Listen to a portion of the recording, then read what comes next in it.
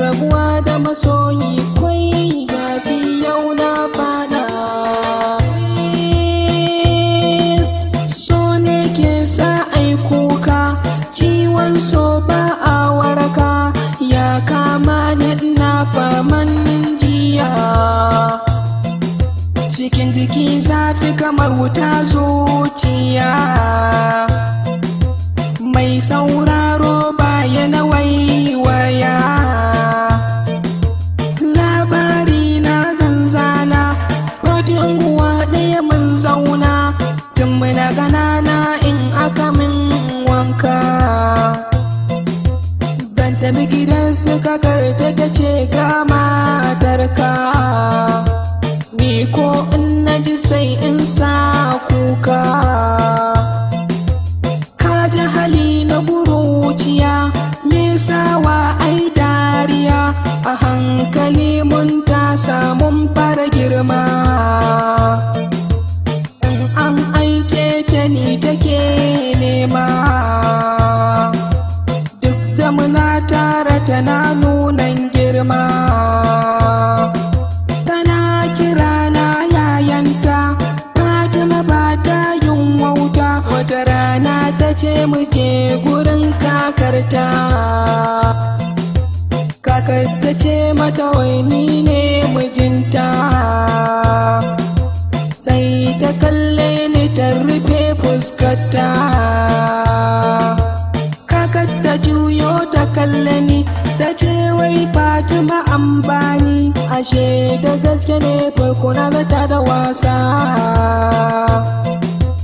Fati ta ce za ta je wajen mahaifanta su gaisa, na so mu je sanadin makaranta na fasa. Ta ce sati ɗaya za ta yiwo, na ce Fati sai kin dawo. Kwanan ta biyu ta bar ni cikin kaɗaici, jikina ya mutu tamkar mai maraici. Fati ta tafi tana garin Bauchi, gashi ba wayani a gurina, bare na buga mata mai sona. Washe gari sai ga sako daga Bauchi, Fatima tana asibiti na garin Bauchi. Take na tashi ina faman kunci, sannan na je bakin titi na hau mota sai asibiti.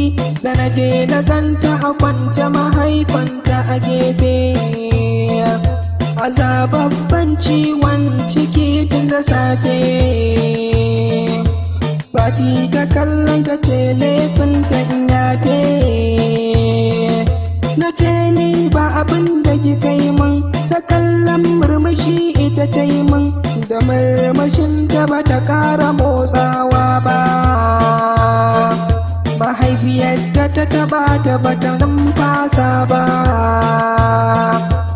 Take na faɗi ni na shiga uku ba. Likitoci su suka ɗauke ni, suka ce gado su sun bani, suka bincike ni ba su gane me ke faruwa ba.